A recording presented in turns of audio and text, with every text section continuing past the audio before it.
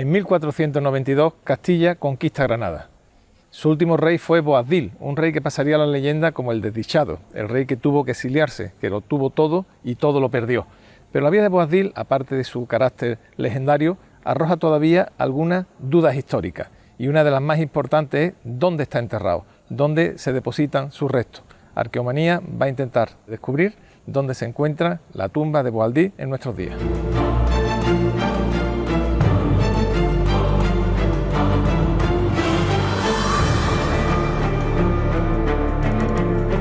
Arqueomanía.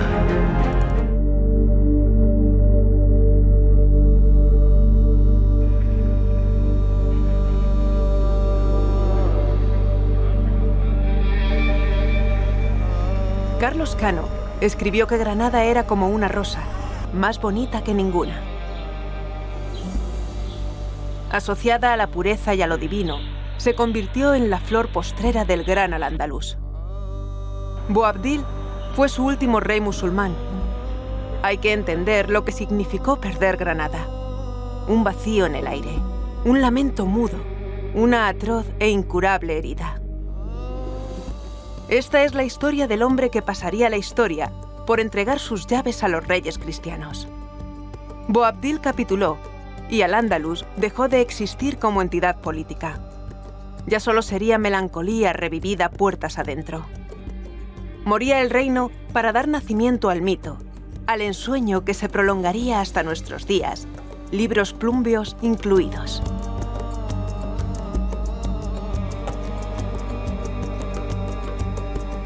Para el resto de los reinos de la península, Granada era la joya más preciada y deseada, último objetivo de un ideal de reconquista.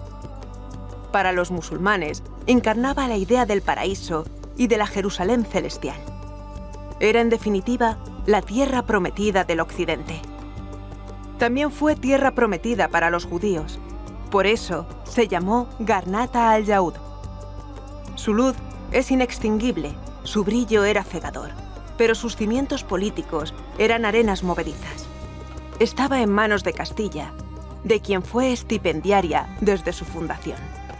Las guerras civiles entre facciones nazaríes la debilitaron y a Boabdil le tocó reinar en este avispero de pasiones e intereses emponzoñados en clara inferioridad militar, solo con el apoyo intermitente de los benimerines de Fez. Una vez que alcanzó el poder, el ya emir Boabdil, joven y débil, tuvo que enfrentarse a dos fuerzas colosales que atenazaban al reino de Granada: Castilla al norte y al sur el reino merenide de Fez. Únicamente las rencillas entre los propios cristianos y los intereses de la nobleza castellana retrasaron una toma que era una muerte, a todas luces, anunciada. Pero la política y la historia rara vez coinciden. Por eso no suele contarse que las tropas granadinas lucharon junto a los cristianos en la toma de Sevilla, que las alianzas y las traiciones se entretejieron con diplomacia y oro, que unas veces fueron los benimerines y otras los aragoneses los aliados contra Castilla. Granada, templo de la belleza, refugio de las zagüillas, en ti se cuadró el círculo.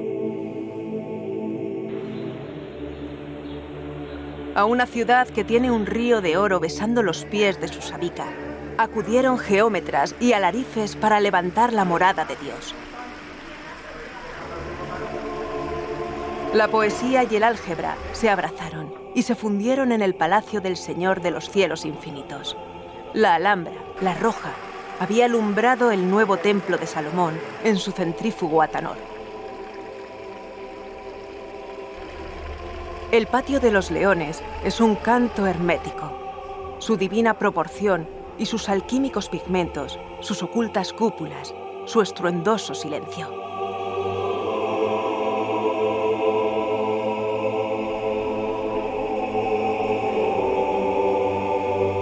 Todo lo dejó escrito el visir y a la vez poeta Ibn Zamrak en la lengua revelada. Su fuente era el ónfalos, sus paramentos, casa de la ciencia verdadera.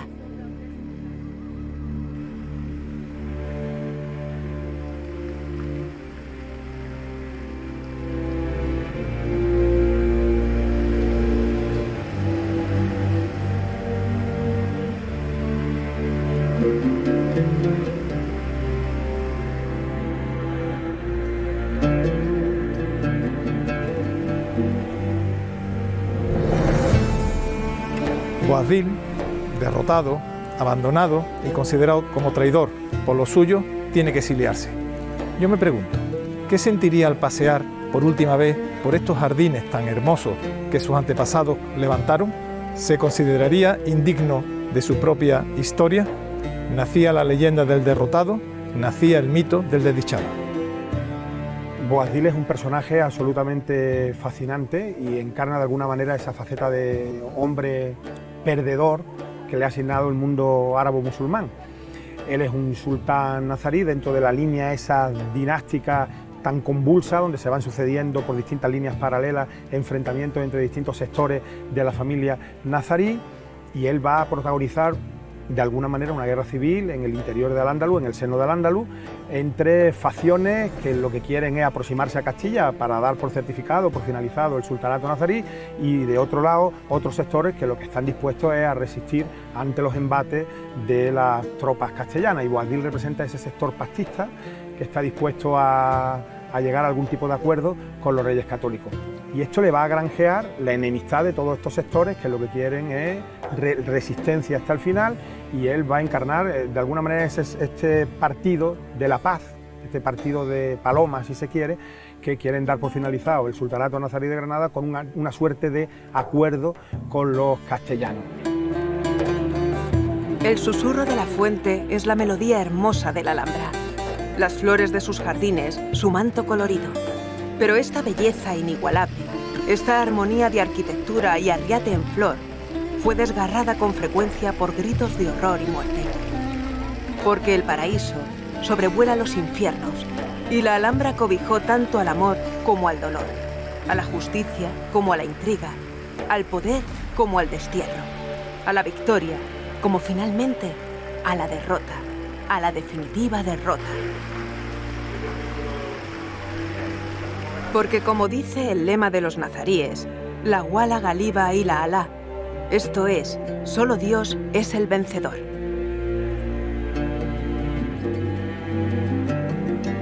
Boabdil no tuvo una infancia fácil. Fue hijo de Aixa, la primera favorita de su padre, Muley Hacén. Aixa y sus hijos tuvieron que soportar la humillación de resultar relegados cuando Isabel de Solís se convirtió en la predilecta. Con la sucesión del trono en juego, Aixa luchó con todas las armas a su alcance para garantizar la corona a su hijo Boabdil, lo que le llevaría a enfrentarse abiertamente al emir Muley Hacén I y a su hermano el Zagal después, en una cruenta guerra civil azuzada por los reyes católicos, beneficiarios, en última instancia, del desgaste íntimo de la monarquía nazarí. Este, que es un espacio de maravilla, ha sido testigo de luchas internas de los nazaríes. Unos mataron a otros hasta que llegó la hora final. Y es que parte de los traumas y conflictos que determinaron el devenir de Boabdil y del reino de Granada tuvieron su origen en las silenciosas pero terribles guerras de Harén. Pensemos en la madre de Boabdil y la favorita Isabel de Solís, Soraya, que va a ser en algunos momentos se va a plantear que el sucesor no sea Boabdil, sino que sea el hijo de Soraya, y que todo eso va a hacer que también la madre de Boabdil pues, se va al Palacio de la Alhorra en el Albaicín. Todas esas situaciones hacían que se pudieran producir pues, muchas intrigas en la época y situaciones convulsas. Aixa fue una mujer fuerte, muy determinante en la vida de Boabdil. Su hijo Boabdil le mandó erigir este palacio, el Palacio de Al-Horra, que significa el Palacio de la Señora. Paseando por sus pasillos, por sus patios, aún nos parece escuchar el susurro de las intrigas palaciegas y el recio metal de los abencerrajes sobre los que ambos basaron su poder. La señora, desde su palacio, observaría la Alhambra, la Roja, también el blanco Albaicín, que es la Granada fundacional, con su muralla cirí. Su rey Badís, como el rey Al-Mutamid de Sevilla, sería desterrado al Magreb por los almorávides, los rigoristas del desierto, antes de que la Alhambra comenzara a levantarse. Al-Mutamid murió en el exilio, pero sabemos que su tumba se encuentra en Ahmad. Sin embargo, el último destino de Boabdil sigue siendo un misterio. Granada se encuentra atravesada por tres grandes empujes.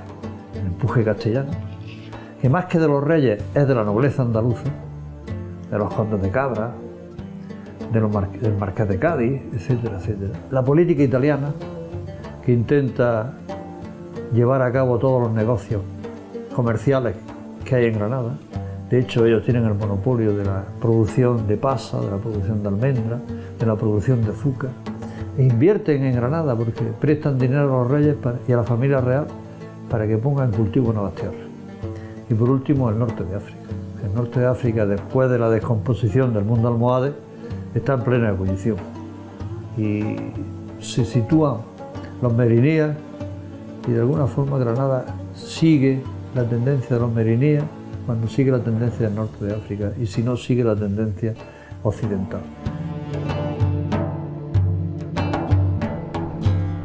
Desde esta elevación se tiene una impresionante vista de la Medina de Fez, la más extensa del planeta. Y aquí se encuentra el mausoleo de los reyes meriníes. Vamos a conocer esta dinastía meriní porque tuvo una honda influencia en la política, en la guerra y la cultura de la península durante el siglo XV. Los meriníes, o benimerines, eran bereberes que arrebataron el poder a los rigoristas del desierto. Tras derrocar a los almohades, controlaron el Magreb y parte de Al-Ándalus durante años.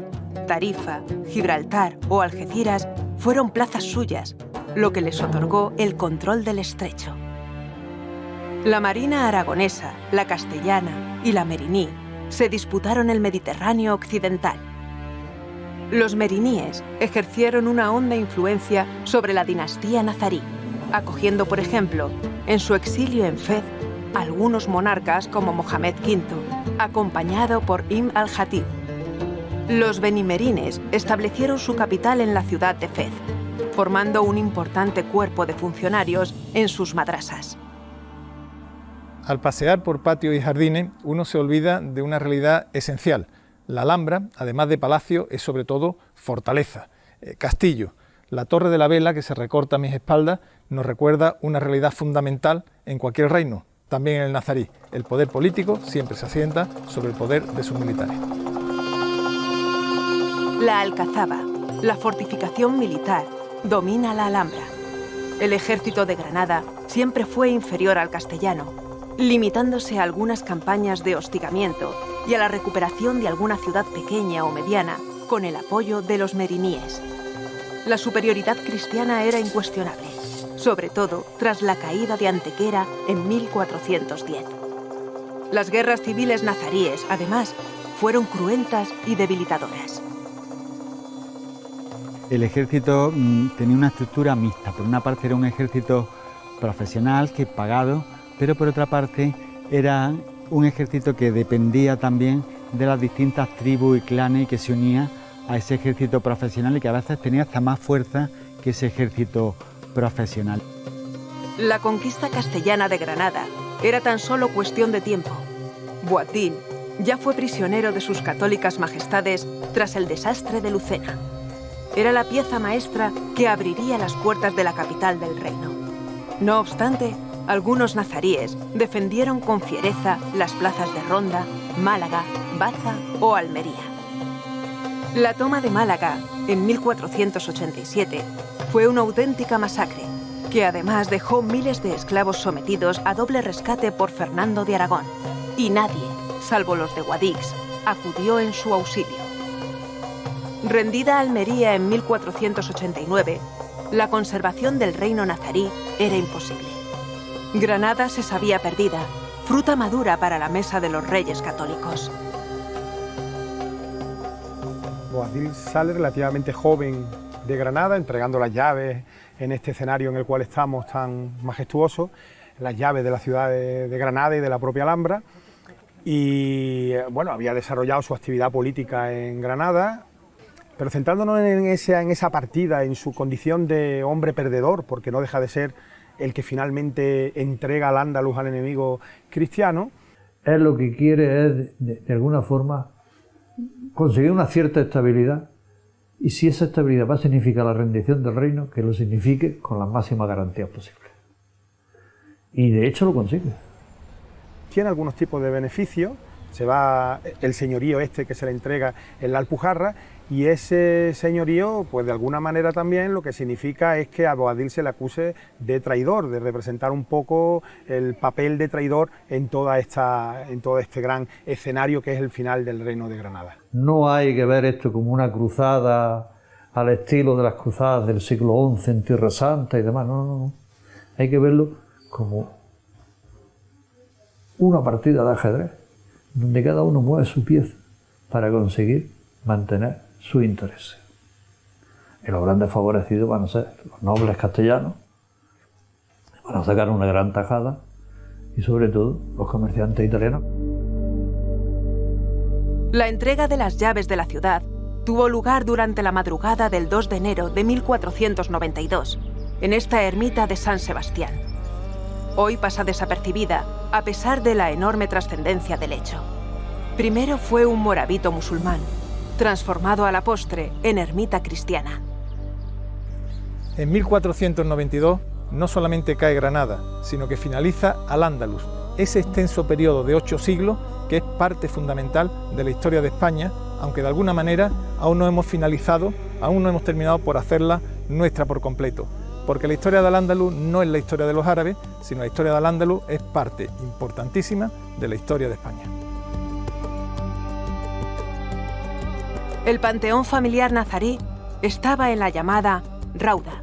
Todos los cuerpos fueron exhumados y trasladados a un lugar indeterminado. La Rauda, o cementerio de los reyes nazaríes, se encontraba situado en este solar que tengo a mis espaldas, situado tras la pared trasera del patio de los Leones. El rey Boabdil, antes de partir hacia el exilio, desenterró los restos de todos sus antepasados, los grandes reyes nazaríes, para llevarlos consigo. ¿A dónde? Pues no lo sabemos.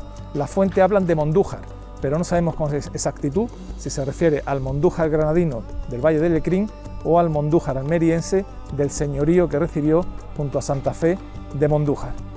El caso es que a día de hoy desconocemos con exactitud dónde se encuentran enterrados los restos de esos reyes nazaríes. El destino quiso que su memoria se perdiera en el olvido.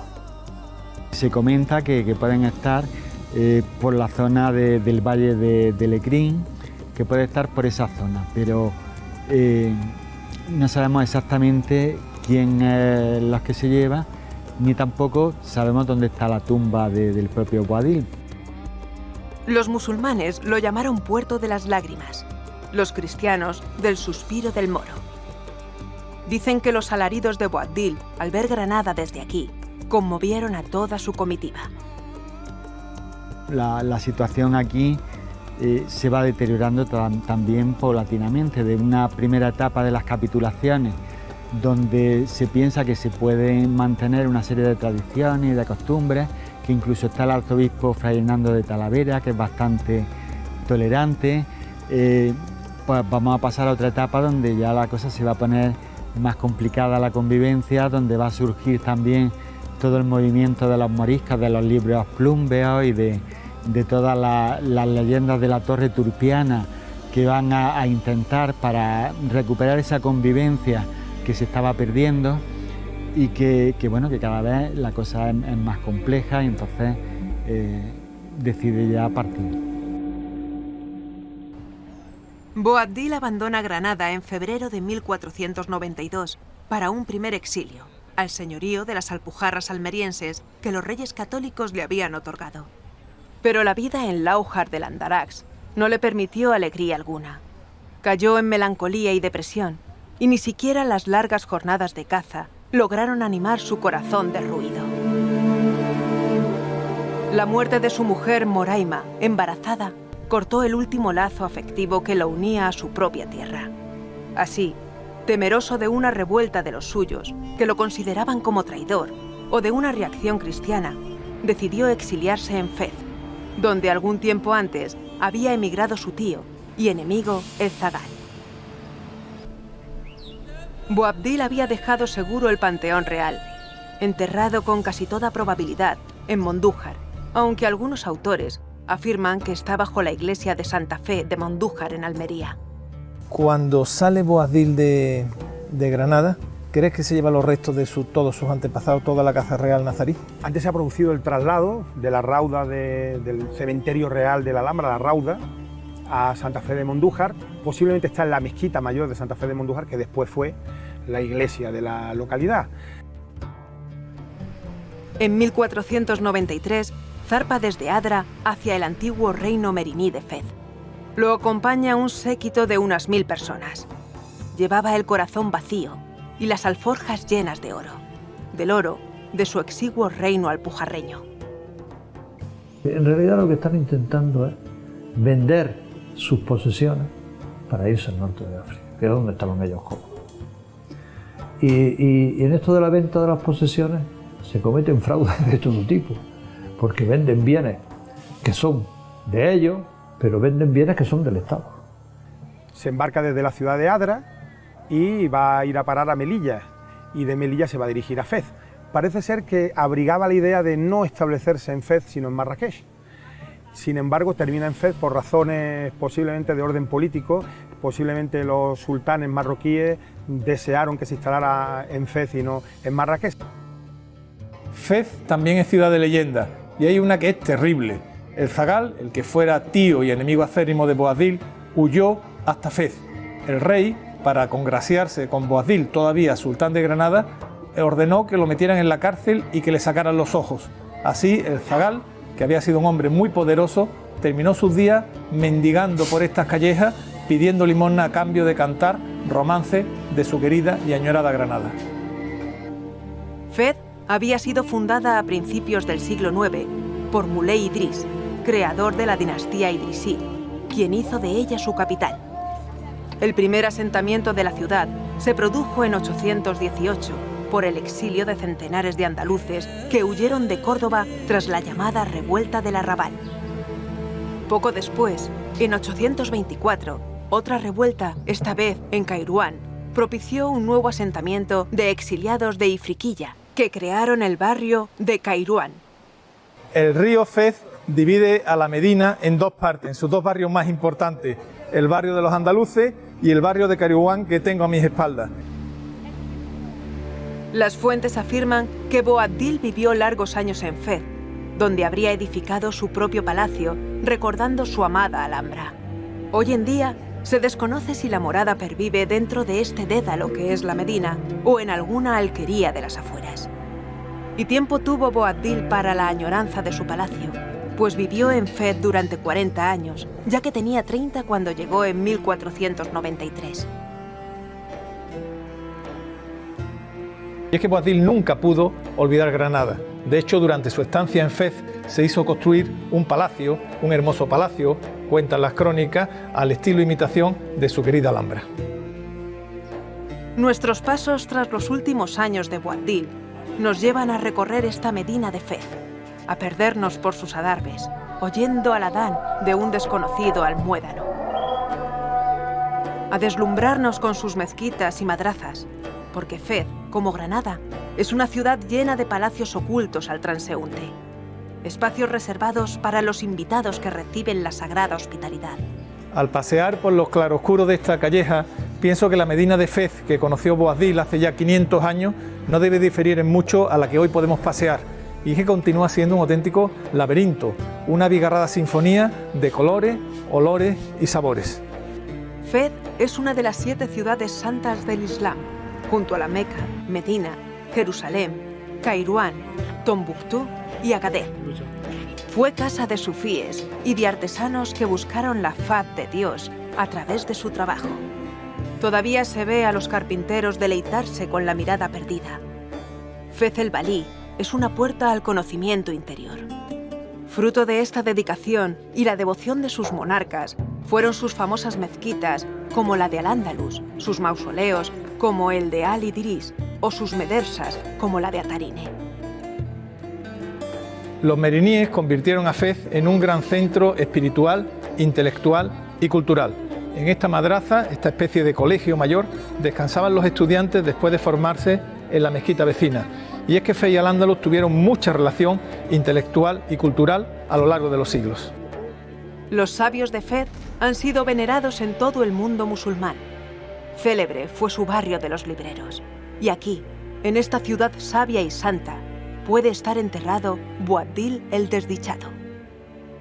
¿Dónde cree que están los restos de Boabdil? Los restos de Boabdil, según dice Al-Makari en su obra Azhar al-Riyad, deben estar en la propia ciudad de Fez. Ahí se desenvuelve su vida de una manera muy normal, sin ningún tipo de incidencia importante.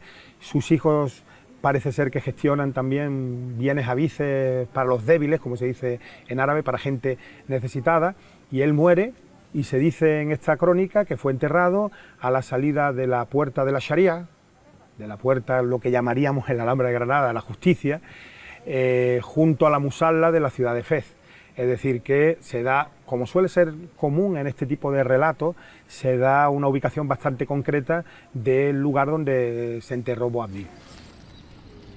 Abandonamos la Medina de Fez para adentrarnos en la amplia zona de cementerios que rodean a la ciudad. Vamos a ir en busca del mausoleo donde, según Al-Makari, se enterrara el derrocado rey de Granada. En efecto, los cementerios de tumbas blancas abrazan la ciudad de Fez, componiendo la corona de muerte que rodea la ciudad de los vivos. El Corán ordena enterramientos muy sobrios, sin ornato alguno. Solo unos pocos moravitos destacan entre las simples sepulturas encaladas. Uno de ellos se dedicó al santo Sidi Belkacem, en el que también, según Al-Makari, se sepultó a Boabdil. Al-Makari es un autor absolutamente riguroso, es un andalusí exiliado del siglo XVI, está contando todos esos acontecimientos de primera mano, inmediatamente después que se produjera la conquista. Hay que tener en cuenta que la única visión de la conquista de Granada por parte de un autor musulmán es la de Al-Makari. No nos ha resultado nada fácil encontrar el lugar donde puede encontrarse Boabdil. Al final resulta estar junto a un mercado de motos y bicicletas viejas. Vamos a entrar para comprobar si efectivamente es el mausoleo que buscamos. Estamos cerca del objetivo de nuestra búsqueda. Después de recorrer muchos kilómetros, nos encontramos ante un morabito solitario, prácticamente abandonado, sin lápida alguna que lo identifique. Pero este mausoleo blanqueado podría acoger los restos del último rey de Granada. Un proyecto de investigación hispano-marroquí identificó en primer lugar este mausoleo como el de Sidi Belkacem. Después, al pasar el georradar, los investigadores pudieron apreciar dos cuerpos enterrados. Uno podría corresponder al Santón, el otro al desdichado monarca granadino. Solo falta obtener una muestra de sus huesos para verificar su antigüedad por el carbono 14 y hacer análisis de ADN para cotejar con alguno de sus posibles descendientes. Una práctica arqueológica relativamente sencilla, pero que topó con dificultades burocráticas de todo tipo, por lo que el proyecto quedó congelado. Finalizamos nuestra búsqueda de la sepultura de Boabdil. Corresponde ahora a la arqueología y a la ciencia dictaminar si efectivamente se encuentra bajo este mausoleo de Sidi Belkacem. Pero más allá de la ciencia, nosotros nos quedamos con la evocación de Boabdil, desdichado en vida y desdichado en muerte, enterrado lejos de su hogar, lejos de su reino, sin que ni siquiera una lápida recuerde su nombre ni su memoria.